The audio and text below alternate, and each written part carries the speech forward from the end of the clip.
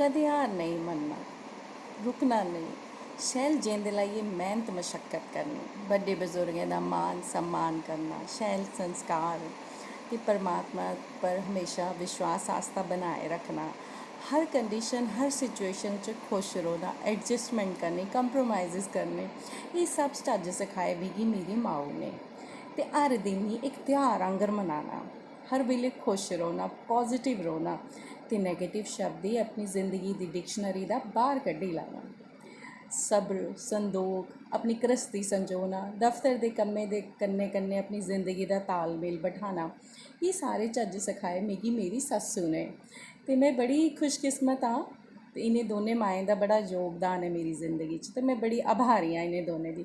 जित्थे एक मेरी जननी ने मिगी जन्म दिता ते मिगी हौसला दिता कल्ले अग्गे बधने दा, पिछे मुड़ियै नहीं दिक्खने दा, रुकने दा नहीं, दुएं दी मदद करने दा, ते उत्थे गै मेरी दूई माऊ ने इक होर डोआरी भरने दा मौका दिता, जिन्हें मिगी ब्याह दे बाद हमेशा हर कुछ करने आस्ते फुल सपोर्ट किया, उन्हें कदें नहीं मिगी रोकेआ, मैं जो आखेआ उन्हें मिगी हमेशा सपोर्ट किया।